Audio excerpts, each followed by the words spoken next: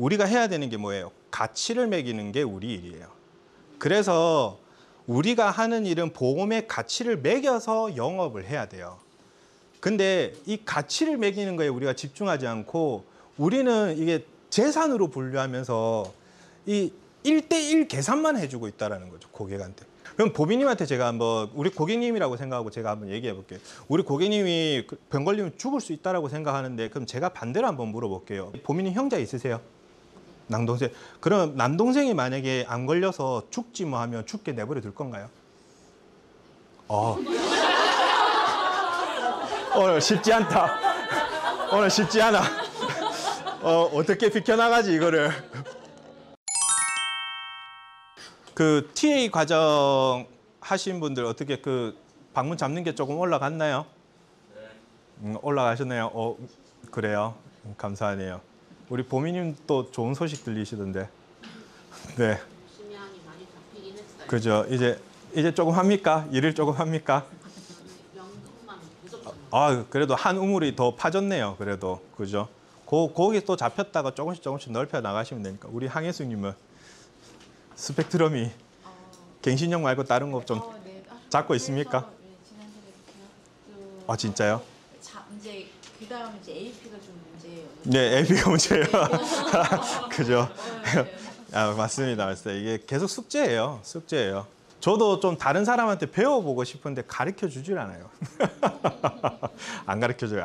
AP 보여달라면 안 보여주더라고요. 그래서 저는 다른 사람이 계약하는 걸 본 적이 거의 없어요. 한 번도 없는 것 같아요. 진짜 거의 없는 게 아니라. 일단은 조금 더 직관적인 얘기를 이제 조금 해드릴 겁니다. 화법을 제가 조금 많이 던져 드리는 형식으로 해드릴 건데, 저는 영업을 할 때 제일 중요하게 생각하는 게 반론이 아니라 선반론이라고 생각을 합니다. 지금 아까 전에 제가 첫 번째 카카오톡 보면서 그리고 보장 분석지를 보면서 어떤 얘기를 했죠? 앞에서 계속 잡고 나가야 된다라는 얘기를 했죠. 여러분들이 이거를 정면 승부를 보는 습관을 하셔야 돼요. 회피하는 게 아니라. 그리고 일부러 반론을 끄집어내셔야 돼요. 그리고 그 반론을 던질 거도 내가 먼저 던질 줄 알아야 돼요. 아까 카카오톡을 보면서 배우자가 있는 고객들, 결혼한 고객들 어떤 반론이 나오는데 배우자하고 생각해 볼게요라는 반론이 나올 거라는 걸 예상을 하잖아요. 그렇기 때문에 저는 제가 서두에 먼저 배우자분하고 생각해 보겠다라고 보통 고객님 같은 결혼하신 분들 많이 얘기하시던데요. 이런 얘기들을 꺼내거든요. 제가 꺼냅니다. 이 차이점이 엄청난 큰 차이점이 계약하는 과정에서 바뀌어요. 내가 꺼내게 되면은 이거를 내가 극복을 할 수가 있어요. 근데 고객 입에서 나오는 순간 내가 극복하기가 힘들어져요. 저도 제가 클로징까지 다 가는 과정 속에서 배우자분하고 의논해 볼게요라고 했을 때 이거를 아무리 극복해 보려고 해도 그 생각을 굳히기가 힘들더라고요. 바꾸기가 너무 힘들어요. 그러면은 저는 생각을 한 게 앞에 AP를 어떻게 전개했었으면 이 말이 나오지 않았을까를 저는 고민을 했었거든요. 제가 크게 4가지 정도를 조금 준비를 해봤어요. 여러분들이 영업하면서 가장 많이 듣는, 마지막에 클로징까지 갔을 때 가장 많이 듣는 반론 4가지 정도. 사실 극복하기 정말 어려워요. 우리가 서류까지 가고 클로징까지 다 쳤을 때 그 내용을 좀 준비를 해봤습니다. 그 다음에 여유가 없어요. 저는 이게 사실 거짓말이라고 생각을 하거든요. 여유가 없다라는 말은. 우리가 하는 일이, 제가 그런 얘기를 가끔씩 해요. 고객님한테 브리핑할 때도 가끔씩 말씀드리지만, 금융자산전에 유일하게 자산으로 포함되는 게 보험인 거 알고 있으세요? 재산이라고 표현하지 않고 자산이라고 표현하는 게 유일하게 보험이거든요. 금융상품 중에. 자산과 재산의 구분이 어떤 건가? 재산은 정확하게 명시되어 있는 가격을 측정할 수 있는 걸 재산이라고 표현합니다. 부동산은 자산일까요? 재산일까요? 재산입니다. 주식은 재산일까요? 자산일까요? 재산입니다. 재산. 현재 정확하게 표기가 되어 있죠. 그죠? 그런데 보험은 재산일까요? 자산일까요? 자산입니다. 네. 내가 낸 것과 받을 수 있는 게 정확하게 수치로 계산이 안 되는 게 자산이에요. 내 자식은 자산입니까? 재산입니까? 자산입니다. 자산.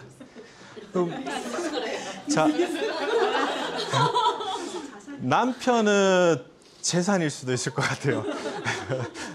자산일 수도 있을 것 같고. 사람 보고 내 재산이라 안 하잖아요. 나의 자산, 가족은 나의 자산이라고 표현을 하죠. 보험도 마찬가지입니다. 여러분들이 이런 얘기들도 조금씩 해주시면 좋아요. 금융상품 중에 유일하게 자선으로 분류하는 게 보험인 거 알고 있으신가요? 제가 한번 질문을 해볼게요. 누구한테 질문해보지? 우리 주영님. 제가 지금 만약에 단기납 300만 원짜리 해보시라고 하면은 하실 수 있으신가요? 월납으로. 못하세요? 못하세요? 월납 300. 오늘 계약하자면. 못합니까? 그러면은 제가 안주영님한테 제가 강남에 20억짜리 집이 하나 있거든요. 20억. 적지 마세요. 그 20억 적고 있어요. 그걸 왜 매번 20억, 서선배 20억 강남에 집 이런 거 적는 줄 알고. 근데 제가 이거를 2억에 드릴게요. 사시겠어요? 좀 빚을 내서라도 사야죠. 지금 이게 영업이에요. 300도 없는 고객이에요. 300도 없는 고객인데 2억은 만들겠다는 게 고객이라고요. 우리가 해야 되는 게 뭐예요? 가치를 매기는 게 우리 일이에요. 그래서 우리가 하는 일은 보험의 가치를 매겨서 영업을 해야 돼요.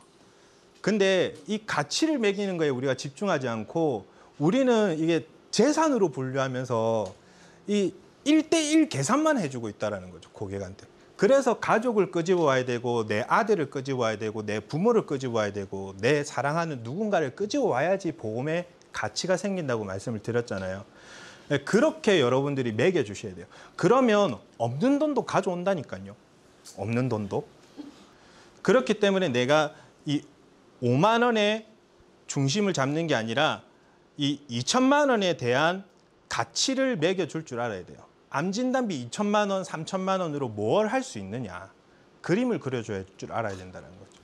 제가 관리자가 되었을 때는 저는 제 사원들 전부 다 암병동센터 다 데리고 가가지고 설문조사 시키고 이랬었거든요. 하루 동안 영업하지 말고 거기 가족들 만나서 뭐가 걱정되는지, 뭐가 고민되는지, 암보험 진단금은 만족하는지 이런 것들 설문조사해와.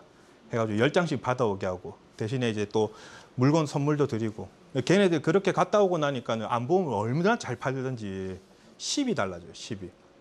가족들 만나고 오니까. 여러분들도 지금 아까 보험금 막 이렇게 지급 가족분들 중에 지급해주고 뭐 해주고 아까 재금님도 마찬가지고 우리 김한별님도 마찬가지고 다 경험이 있을 거예요. 근데 그 경험에 내가 몰입을 좀 해보세요. 그리고 그 몰입한 걸 다시 고객한테 전가를 좀 해줘 보세요. 그래야지 그 사람이 그 상황이 되었을 때 무슨 일이 생기는 거에 대한 그림을 그려봐요. 보험 영업을 할 때 두 가지잖아요. 저축성을 팔거나 보장성을 팔거나 두 개가 영업 방향성이 완전 극상극인 거 아세요? 예, 이게 그 패턴이 완전 다른 거 아세요? 저축성을 팔 때는 꿈과 희망을 주면서 저는 팔아요. 보장성을 팔 때는 공포심을 주면서 팔아요. 저는 영업을 할 때. 이 극한의 공포심을 주지 않으면 나하고 별로 상관없는 일이 되더라고요. 그래서 보장성 내가 상담을 한다면 고객한테 그 상황을 몰입시켜야 돼요. 몰입시켜야 돼. 여유 없어요. 저는 이 말을 믿지 않지만 이 제 잘못이에요. 여유 없다라는 말이 나오는 건 저는 일단 제 잘못이라고 생각을 해요. 내가 가치를 못 심어줬구나. 고객한테 이 보험이라는 진단자금이나 내가 제안하는 거에 대한 가치를 못 심어줬구나라는 걸로 역순으로 저는 피드백을 달아보는데 고객님 요즘 같은 불경기에는 지금 유지하는 것도 힘든데 새로운 건 가입할 생각도 못 한다고 하시는 분들이 많으시더라고요.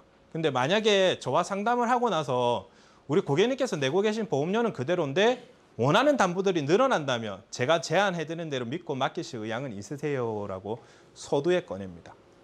고객 입장에서는 땡큐겠죠. 그죠? 여기서 확답을 듣고 뒤에 클로징을 갔을 때 아까도 말씀드렸죠. 고객님 아까 보장담보가 늘어나는데 보험료가 늘어나지 않는다면 그러면 저한테 믿고 맡기겠다 하셨죠. 요렇게 지금 가능하시거든요. 고객님 지금 갱신형 계속 금액 오르는 거 오르지 않는 수준으로 했는데도 담보 변화 없이 가능하시거든요. 요렇게 제가 진행 도와드릴게요. 라고 얘기를 할 수가 있겠죠. 사람이 면전에다 두고 거짓말하기가 되게 힘들어요. 그것도 처음 본 사람한테. 내가 답변을 그래서 했을 때는 뒤에 가서 내가 또 거짓말을 같이 반복하기 힘들거든요. 그런 심리들을 이용해 보셔야 돼요. 그런 심리들을. 네. 혹시 믿고 맡기실 의향은 있으세요? 했는데 아니요. 얼굴 보자마자 아니요. 그렇게 하는 사람 못 봤어요. 네. 의향은 있다고는 하고. 왜냐하면 앞에 던져주는 게 뭐였어요? 금액도 똑같은데 보장이 더 좋아진다면이라는 전제가 깔렸죠. 근데 거절할 이유가 없는 거예요. 그렇기 때문에 거절할 이유가 없는 상황을 먼저 던졌기 때문에 그러면 뭐 이런 식으로 나오죠. 그렇다면 뭐 실제로 제가 AP에서 PT를 잡을 때 이 얘기를 클로징으로 쓰기도 합니다. 선반론으로 쓰기도 하지만 저는 보험료 클로징을 먼저 칩니다. AP에서 PT 넘어갈 때, 보장 분석 받기로 한 PT 넘어갈 때 고객님 지금 35만 원 정도 내고 계신데 지금 예전에 가입하신 것도 있고 갱신형도 있고 하다 보니까 여기서 보장을 탄탄하게 하시는 경우나 동일하게 가시면서 비갱신을 바꾸더라도 보험료가 인상이 될 수도 있거든요. 근데 제가 무작정 설계를 해드리면은 우리 고객님 안 하실 거잖아요. 그러니까 가능하신 금액 범위를 말씀해 주시면 제가 그 금액 범위 안에서 최선의 방책을 찾아올 텐데 지금 금액보다 플러스 마이너스 어느 정도가 괜찮은지 말씀해 주세요 라고 얘기하거든요. 그러면은 보통 나오는 게 이대로 했으면 좋겠어요. 보험료 안 올랐으면 좋겠어요. 아니면 한 5만 원 정도까지 오르는 거는 괜찮을 것 같아요. 또는 이런 고객도 나와요. 보통 제 나이 때 얼마 정도 해요? 라는 고객도 나옵니다. 여기서 얼마 정도 해요? 이러시면 안 돼요. 그러면 너무 내가 없어 보이니까 얼마 정도 해요가 아니라 그러면은 지금 사장님하고 사모님하고 합쳐서 연봉이 어느 정도 되세요? 라고 해서 다시 보험의 가치로 중심을 잡아 주셔야 돼요. 그래서 보험을 준비하는 이유가 이 진단금을 준비하는 이유가 사실 소득 상실을 위해서 준비하는 거기 때문에 연봉 따라 준비하시는 게 맞습니다. 근데 그거를 다 한꺼번에 다 비갱신료하기는 힘드실 수도 있습니다. 왜? 지금은 살짝 늦었거든요. 그렇기 때문에 지금 할 수 있는 수준 내에서 제가 먼저 준비해드리고 여기서 조금 더 욕심난다 하시면 제가 더 좋은 상품으로 말씀을 해드릴 수 있습니다. 그거는 제가 2차 상담 때 준비해서 올 테니까 편안하게 기다리시면 될 것 같습니다. 이런 식으로 얘기를 하죠. 그걸 준비하는 과정 중에 네. 제가 이제 집에 가서 이렇게 저렇게 다 설계를 해봤는데 네. 그 고객한테 말하는 대로 내가 좀 보험료도 줄여주고 네. 보장을 좀 넓게 해주려고 세팅을 했는데 그게 그렇게 안 나올 네네. 때가 많잖아요. 왜냐하면 나이가 점점 늘어나고 이제 뭐 여러 가지 병. 그게 관점의 차이인데요. 네, 기존 예를 들어서 내추럴 3천짜리인데 네. 내열관으로 2천으로 돼. 그럼 이게 보장이 줄은 걸까요? 넓어진 거죠. 이게 관점의 차이인 거죠. 그럼 저 같은 경우에는 만약에 내추럴 3천을 줄이는데 3만 원짜리예요. 예를 들어서. 그럼 내열관 1,500으로 세팅하니까 3만 원이에요. 그러면 이 가치에 대한 얘기를 해줘야죠. 근데 내열관을 네가 3천으로 하고 싶어? 그러면 6만 원이 정도 해. 괜찮아? 이렇게 역순으로 가는 거예요. 그죠? 고객이 중요한 건 뭐예요? 금액이거든요. 월 보험료예요. 월 보험료이기 때문에 그 약속 안에서 나는 최선의 방법을 찾아온 거예요. 나는 언지를 줬잖아요.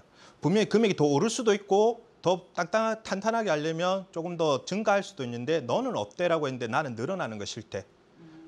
근데 갱신형이 있으면 비갱신형 바꿀 때 담보를 줄이든가 담보를 똑같이 하면 금액은 늘어나는 거죠. 그거는 현실적으로 고객이 받아들이는 거예요. 여기서 내가 주눅 들 필요가 없어요. 네. 그러니까 금액 커뮤니케이션인데 금액을 내 욕심대로 하시면 안 된다라고 저는 생각해요. 그럼 계약은 신뢰를 잃어요. 내가 5만 원짜리를 하기로 했는데 5만 원을 줄여서 5만 원짜리를 준비해 가는데 내추럴을 내열관으로 한다. 그럼 내열관의 장점을 얘기하면 되겠죠. 선택은 고객이 하는 거예요. 예, 선택은 갱신용 5만 원인데 비갱신용 5만 원을 했다. 담보가 줄더라도 금액이 오르지 않는 거를 선택하는 건 고객님이라고요. 아까 제가 처음에 말씀드렸죠. 나는 전달자예요. 전달자. 내가 선택을 하고 강요하는 게 아니에요. 내가 알고 있는 내용 내에서 고객이 결정을 하는 거는 고객이에요. 나는 그 책임도 고객한테 전적으로 있다고 봐요. 내가 책임져야 되는 거는 담보에 대해서 거짓말하거나 고지 위반을 내가 고지하는 걸 막거나 이렇게 부정행위로 인해서 계약을 하는 거에 대한 내가 책임이 있는 거지 고객이 직접 하겠다고 사인한 거에 대해서는 우리가 다 그렇잖아요. 소비를 할 때 내가 옷을 샀고 돈을 지불했는데 옷이 나중에 색깔이 마음에 안 들어. 누구 책임이야? 내 책임이지. 그죠? 내가 남편 골랐는데 누구 책임이야? 내 책임이지. 저는 저희 와이프 사랑합니다. 예, 저희 와이프 많이 사랑합니다. 예, 그렇기 때문에 그렇게 생각하시면 돼요. 그래서 그 약속을 지키는 게 중요해요. 아까도 말씀드렸지만 고객하고 나하고 연결고리를 만드는 게 첫 번째예요. 그래서 신입분들이 고액 계약을 하려고 하기보다는 내하고 뭐 연결고리 만드는데 가장 쉽게 하는 방법이 금액 커뮤니케이션을 끝낸 상태에서 PT 가는 게 가장 쉽습니다. 계약하기. 100% 계약할 수 있는 방법이에요. 예. 그리고 저는 한 가지 더 팁을 잠깐 드리면 보장 분석하는 중간에 저는 무조건 전화를 합니다. 고객한테. 만약에 내가 바꿔야 되는 상품이 있다거나 조율을 해야 되는 상품이 있다거나 추가로 해야 되는 상품이 있으면 요거는 고객님하고 만약에 AP 때 내가 커뮤니케이션을 못했다. 근데 만약에 삼성 거 이제 갱신형을 건드리려고 하는데 이게 아는 설계사가 있다고 했는데 이건지 저건지 모르겠다. 그러면 저는 고객한테 전화를 하거든요. 전화해서 고객님 지금 보니까 삼성 갱신형을 비갱신을 하는데 되게 좋은 방향성이 나왔습니다. 혹시 이거 정리하는 부분에서는 아는 분하고 인과관계가 있나요? 라고 물어봐요. 없어요? 괜찮아요? 하면 그러면 제가 되게 기분 좋게 상담드리고 자신감 있게 찾아뵐 수 있을 것 같습니다. 다음 주에 뵐게요 하고. 그럼 고객이 어떤 생각을 해요? 야 되게 기분 좋게 오네. 내가 뭐 좋은 플랜이 생겼는가 보다고 기대감을 가지고 저를 만나겠죠. 그런 기대감을 가지게 만든 상태에서 저는 PT를 해요. 그 중간 과정이 있어야 돼요.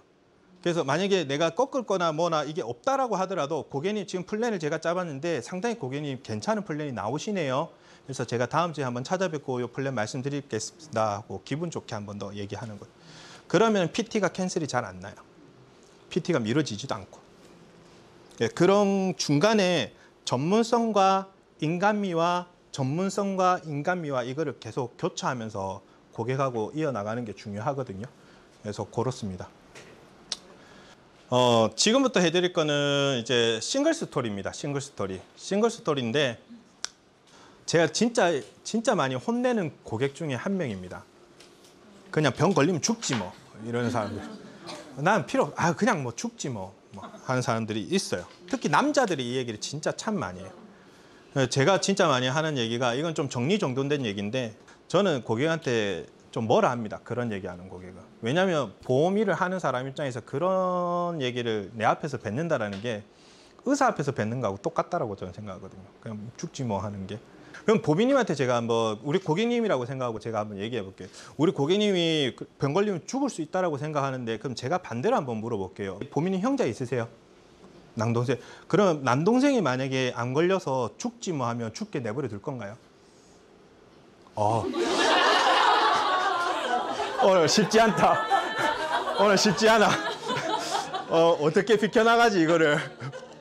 이 얘기를 제가 꺼냈을 때 죽게 내버려 두겠다는 사람이 잘 없어요.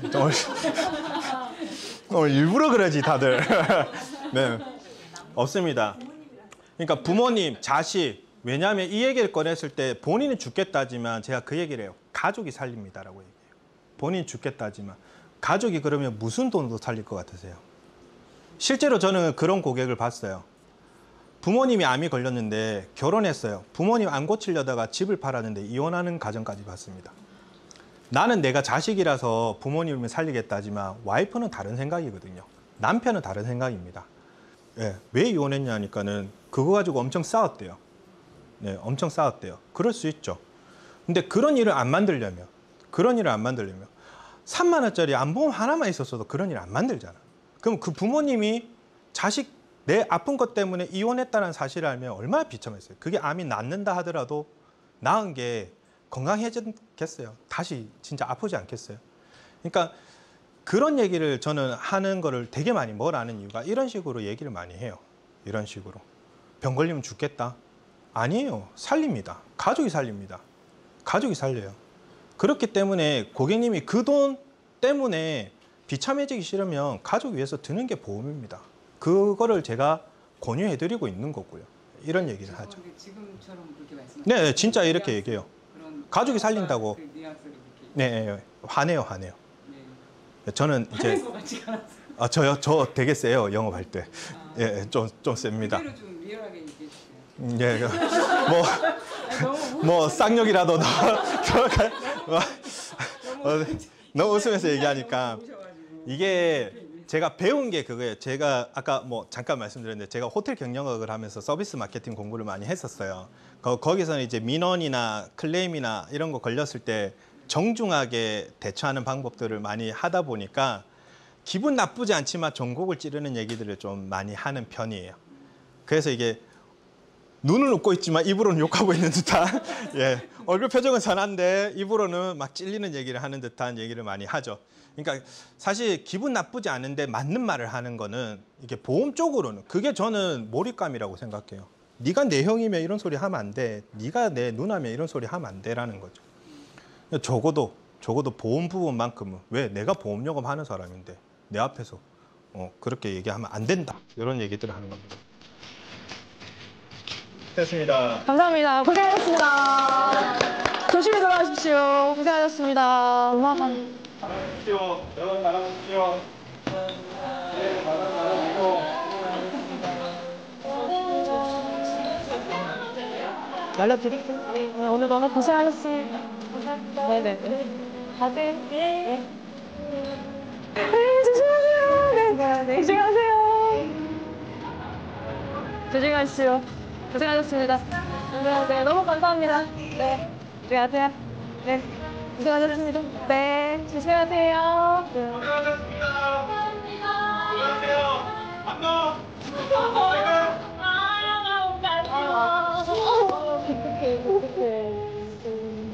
잠깐만, 나 너무 힘들어. 세상 어떻게 이렇게 밝아요, 세상에.